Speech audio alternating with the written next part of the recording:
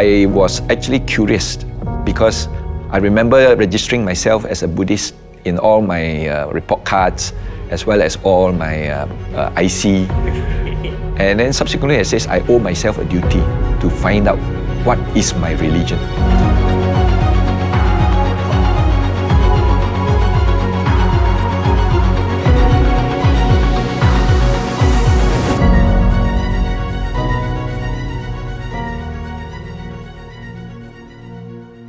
Datuk Charlie Chia Lui Ming is a very well-known personality in the Buddhist community. His first encounter with Buddhism was at Siakai, Malacca in the 70s.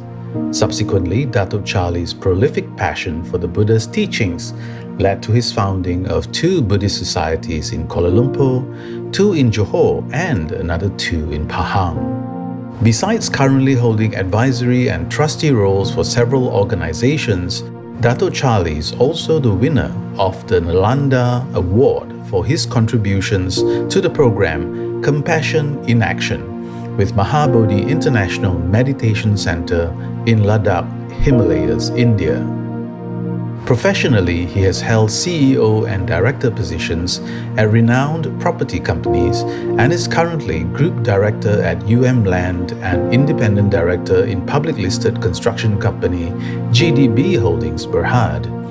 To top off his most impressive profile, he is also an adjunct professor at the INTI IU and Utah and a practicing advocate and solicitor. Let's now awaken and learn how Datuk Charlie is able to contribute so much to the community while at the same time reaching the pinnacle of corporate achievement. Datuk Charlie, thank you so much for taking your precious time to join us for today. Thank you, Chantal. I think it's my pleasure. I noticed that you went to the pinnacles, right? In between that as well, you have founded so many of the Buddhist societies. I mean, how did you manage to kind of like even find time to do all this, Datuk? I think my story in the Buddhist community and the Buddhist, missionary work started when I was about 15 years old. I followed a friend to the Buddhist temple in Malacca, which is called the Siakai temple. I was actually curious because I remember registering myself as a Buddhist in all my report cards, as well as all my IC.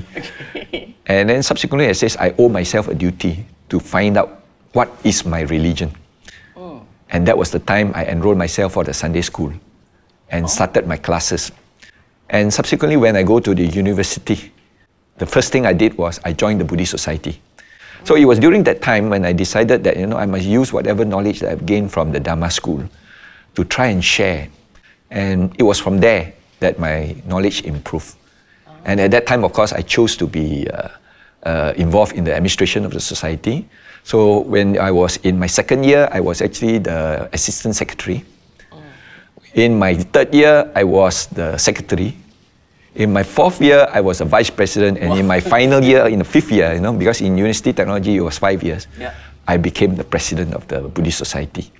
So it was actually rose in ranks as I slowly progressed. And it was there that I got a chance to actually learn very seriously from the chief reverend, because the Buddhist society every Sunday will organize a bus to bring the students from the campus. And we were transported to Brickfields, and that was the time when we started learning from the, the religious teachers there. And that was the time I got a chance to meet up with Chief Reverend. So it was a good opportunity, and that was when the knowledge starts to improve.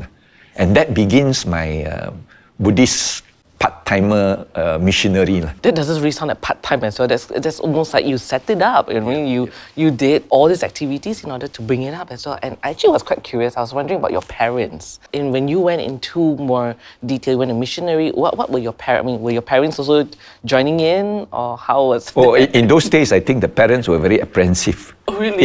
If your children goes to the temple too often, they are afraid that you will renounce. They were supportive. They did not interfere. But meantime, I think once in a while they did advise that remember this. We really need you to come into the picture. That was good. I had the chance to actually educate them to a certain extent, slowly change their mindsets. They were basically Taoists in practice. So then they slowly moved into some Buddhist practice, and the rituals become simpler, and they became more understanding. So it was a good reciprocity in terms of helping each other along the way. You had this phrase which is called, you took to Buddhism like a fish to water, right? And could you really explain that in detail? Like, why was it that you kind of like have Buddhism like a fish to water? Why was that? I remember when I was a young boy, I was brought to Sikya'i and got the chance to listen to some of the good teachers there. I realized that, it's very logical and it's again very scientific. So it explains all the curiosity that I was trying to find out. Actually, why are we here? What are we unhappy about? And why are we finding for a salvation or for a way out? So finally, when I listened to some of the talks itself, I was very captivated. And I understand that when they explain about karma, when they explain about rebirth, they did not use dogmatic introductions. So that was when I was attracted and became very interested. I started reading, and I started what you call discussing with the teachers. When I went to university, that was the biggest opportunity to meet up with the Chief Reverend personally and also directly. And he was actually a brilliant teacher. And all his explanations were very clear. And you get to fit the jigsaw puzzle. And you begin to see the real picture. So, Datuk Charlie, I would say that Buddhists are usually known to be much more compassionate, right? But being in the corporate world, especially when they say CEOs, there's some people who say CEOs are slave drivers, right? Then how do you balance like really driving for the results for the company, as well as being a Buddhist, and balancing those two? And how do you do that actually? Well, it's a fact that all CEOs want to get the bottom line. Yep. And all CEOs want to get their objective achieved. Yep. And at the same time, they must have what we call the leadership to actually lead the team. Now, the values that we actually learn from the Buddha's teachings is that we learn to be compassionate, we learn to be moderate, and we always maintain what we call a calm and peaceful composure. I think this is a secret towards what you call the encouraging your supporting staff to actually assist you and also to support you in your objectives. Now, the most important thing is that we must never be haughty enough. We have to convert ourselves to become simple, humble, and what you call understanding. And I always like to tell my staff that, you basically don't work for me. You work with me. And by doing so, then they become member of the team. The other one is, of course, we learn through our Buddhist education, pariyati, patipati, pativeda. Is that first, of course, you learn. Yep. You begin to discover and you learn. But then you have to put that into a practice. And subsequently, after putting it in practice and seeing that it worked, then you will realize. Pariyati, patipati, pativeda. Again, this principle is very important in the dealings that we are having and in the relationship that we have with our supporting staff.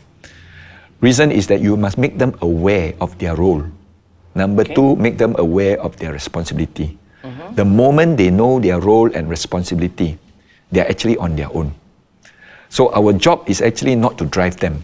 Our job is actually to impart and share with them the roles that they are involved and the responsibility that they have and the ownership of the company itself.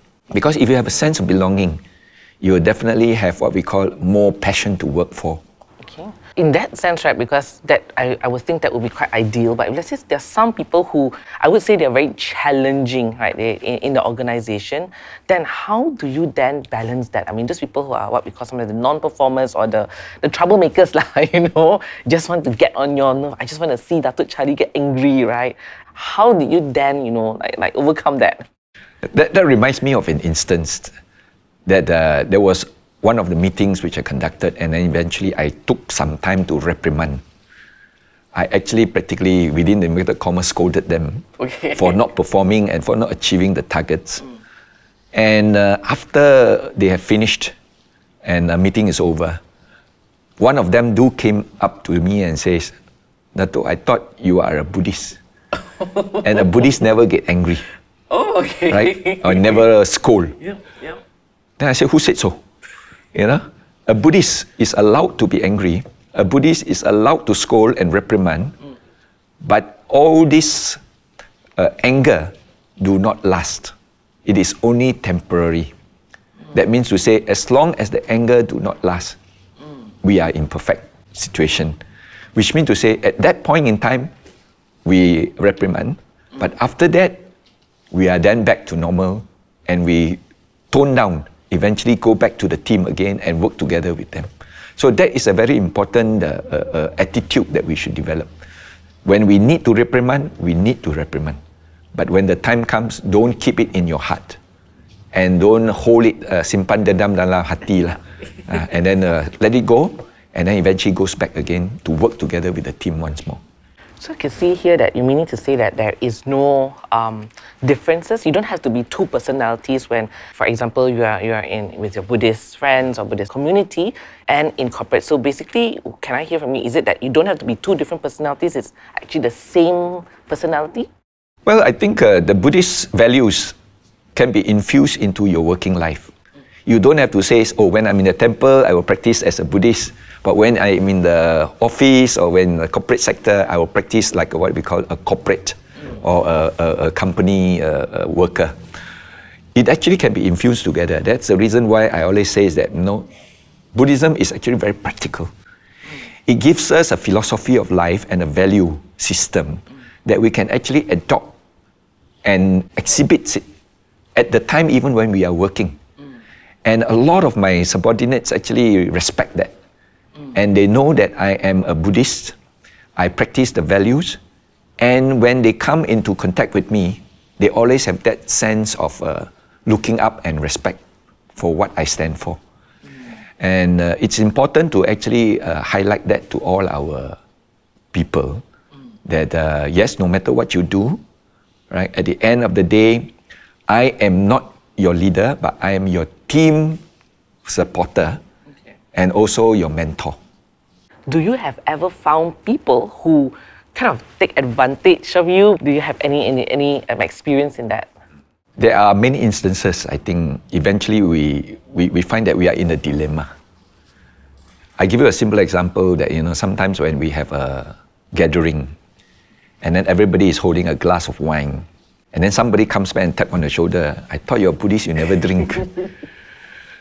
Then I say, no, basically when we are in an environment like this, we blend in, we adapt, and as long as we know where our limitations are, and because when we talk about precepts, our precept is try as far as possible to abstain. So if you are actually having a glass of wine, doesn't mean that you are going to intoxicate yourself. You are just basically, in Chinese we call it 应求lah.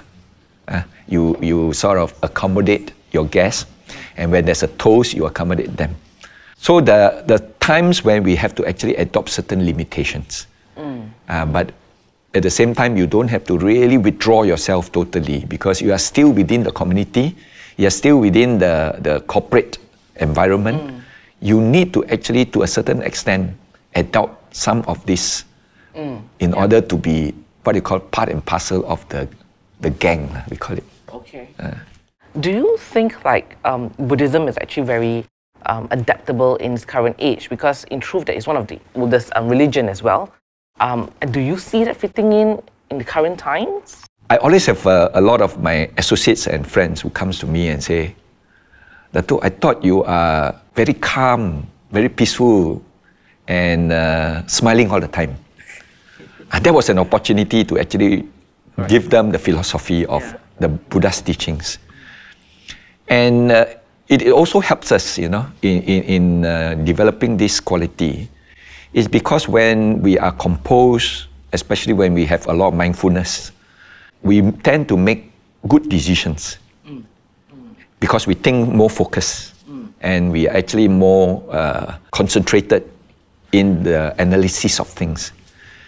So when we are able to make good decisions, the chances of success is better. And you notice that even the corporate sectors now are adopting mindfulness as part of their training because they realize the value of it. So when I hear from that, being a Buddhist actually helps you in your corporate life to get to where you are. Yes, to a certain extent, I always tell myself that climbing up the ladder sometimes does not just depend on the work itself. It depends on a lot of relationship. It depends on a lot of interactions and networking. And because we are what you call people who have that sincerity, develop the sincerity, and to a certain extent, honesty and credibility, because of our compassion, because of our metta, loving kindness, we tend to exhibit that kind of image to a lot of people. The Buddhist teaching teach you to condition yourself, teach you an element of control, teach you an element of focus and concentration. And this basically shape you up because what is in the mind reflects it in your body. Now, if your mind is at peace most of the time and happy most of the time, you actually smile more. And people find you more friendly, and they find us very likable. They find us very easy to work with. And then you find that these are the people eventually will come back to support you. Sometimes you wonder why they support you. And you notice that you get your promotion very much more easily. So I always find that, when I was climbing up the ladder, I realized that, I've been seen to be an effective worker. And that's why they trust you. They see the benefit of it. Of course, the other answer is on karma. Because of the work that we do as missioners, we tend to create a lot of good karmic seeds. And the karmic energies actually ripens and pave the path for you. And I always wonder, how I'm able to have, like, for example, even when I was a student, I just get a scholarship like that. And then when I started working, I get what you call the good positions, I get the right opportunities, and I believe that it must be my good karma. And because of that understanding of karma, that confidence comes into me and says, I must do more of these good deeds. And the results comes in, evidently. I've read somewhere, it's actually by Forbes, they say that there's a positive relationship that if you use the Buddhist value into the business and organization, it actually becomes successful. What are your thoughts about it, Datuk? The way we do business depends a lot on creditworthiness. And as Buddhists, we are actually following the 5 precepts. And the 5 precepts actually build up your creditworthiness. And when a person, when your associates knows that you are practicing the 5 precepts and you are very strict adherents of the 5 precepts, they tend to trust you. And when they trust you, they are willing to place their bets on you. They are willing to give you more business. And I believe that was a formula that actually encourages cash flows. Because when they are able to then pay you promptly, because you pay promptly too, because of your creditworthiness, you never sort of become a bad paymaster. And whenever there's a good work being done, you pay them promptly.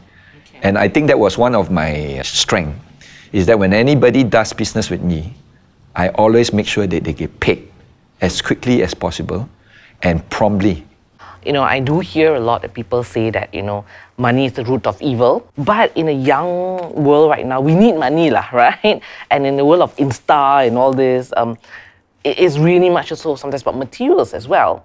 And going up the corporate ladder is materials, right? So is that against the Buddhist values? I think we must always remember that our Buddhist community or the sasana is divided into 2 sections. One is called the renunciate, and the other one is called the laities. Now, to become a renunciate, actually it's what you call very rare occasion. But the majority of the sasana is actually lay people who are involved in businesses, who are involved in career building, in order to support themselves as well as also their families. We want to encourage them to pursue wealth by understanding that the Buddha never discouraged the pursuit of wealth. And there are many sutras to that effect. We also have personalities like what you call Ananda Pindika, who is a tycoon and becoming one of the Buddha's chief supporters and disciples. there are many laities who were eventually very rich, but they become very strong supporter of the Buddha Sasana. We need that base, because at the end of the day, to run the Buddhist missionary work, you need money. And if your Buddhists are poor and not wealthy and don't pursue wealth, where are you going to find the funds? Where are you going to find the support? That's why I always like to give a topic for my talks. And the topic is called Rich Buddhists, Poor Buddhists. The motive of this talk is actually to encourage our young people to say that they can pursue wealth even as a Buddhist. If you are not able to support yourself, how can you support the Sasana? So it is important that we develop a base where we have Buddhists who are successful, who are wealthy, and then they have the means then to support the Sasana and the missionary work that we are all doing. And one of the successful methods that we use currently is the setting up of a Buddhist business network, especially in Malaysia. The idea is actually to encourage the Buddhists to support each other and to be successful, and to realize that pursuits of wealth is good, is okay, but with a good purpose. And the purpose is eventually to benefit yourself as well as benefit others. In other words, earn enough to support your desires and your needs and your family. At the same time, whatever spare, use it for a good purpose. And the good purpose is to support the Sasana, to support charitable objectives. And that was the reason why I started this campaign, to encourage all my business associates, a lot of the supporters that is actually working with me. And I encouraged them to come and contribute to a purpose. And that purpose was the compassion in action effort. Because a lot of times when we talk about charity and doing charitable work, we always become ad hoc. We do it during Vesak Day, we do it on only an occasion a year. But if we only can commit to an organization and do it on a long-term basis, then that purpose becomes more meaningful. And for me, I have actually contributed towards the development of a campus in Mahabodhi International Meditation Center in Ladakh, where we had schools for the children brought in from the mountains. We also have hospitals set up for the sick. We have an aged home for the elderly, and of course a monastery and a nunnery to encourage the study of Buddha's teachings to the young people in Ladakh itself. So this campus is now very successful. It has now gone into its 25th year, and it is a good effort, and I feel very fulfilled and that I'm able to have a purpose. So I read studies that actually predicted that on a global scale, there would be a decrease of 2% of the Buddhists in the world population by 2060, and which is approximately 140 million people, which means the base is actually going to really shrink. As a leader of the Buddhist community, how do you think we can address this? You have to look at the trends of the young and also cater to their tastes and to their, what you call, desires. And at the same time, get them attracted to come to the Buddhist centers. We notice that now all the Buddhist centers are getting aging, what you call, membership. And we need that rejuvenation. But how to attract them is that we must appeal to what they were seeking. A lot of our young people, they would not like to come to the Dhamma to learn the Buddha's teachings in order to become enlightened. But they want to come to the Dhamma in order to learn to become successful in life. We can complement that by actually adopting a lot of our Buddhist principles into their pursuits and into their everyday daily living. And it's important that we must also encourage them to be inspired by our Buddhist leaders who are successful. That's why even in programs like what we organize called Dhamma Works, at the end of the day, after introducing them to the various respect of new management styles, new relationship, we still need to have what we call the mentorship program. Now, the mentorship program is getting successful Buddhists to actually encourage them, to guide them, and to share some of their experiences enable them to find solutions to some of their issues and problems that they face, so that they can also, emulate the success of them. Where could they go to be able to get their mentorship and to be able to practice Buddhism for a successful life? We are fortunate enough to have programs like the Cradle, programs like Dharma Works, programs that is introduced by Buddhist Business Network. And some of these platforms are actually good to encourage more young people to participate. And you will notice that there is a noticeably increased in membership now in a lot of Buddhist organizations, because the Buddhist society is now engaged the young with all these new initiatives and new programs. So we look forward to find more young people now joining our Buddhist communities. Let's say there is one quote that you live by. What would that quote be for you, for the young Buddhists out there? I always have this slogan called, "Don't worry, be happy." Now, it is important to keep our minds at peace all the time, because at the end of the day, there's nothing for us to worry about, because everything is changing. And as long as our expectations are actually managed and subdued, whatever that we achieve, we are contented and we are satisfied. And that brings a lot of peace to the mind. A lot of our unhappiness and unsatisfactoriness occurs in our mind is because things that we expect did not happen and we did not achieve. And that is the reason why we become disappointed. But if we understand that there's nothing for us to attach to, there's nothing for us to become unduly disturbed by, then the worries caused by expectations will then dissipate and disappear. So that will be the cessation of a lot of unhappiness. And when our mind is more peaceful, then we have what we call this slogan, "Don't worry, be happy," becomes very, very apt. And we find that a lot of things then goes along our way. Now remember, I always believe that karma happens when the conditions is right. So if we have done a lot of good things in our life, sown a lot of good seeds, but if our mind is still very anxious, desperate, angry, we will never be able to, reap our fruits. But when our mind is in positive mode and worryless and happy, a lot of good things will happen. And we will realize it, that karma do work. We will then be more positive in doing more good actions.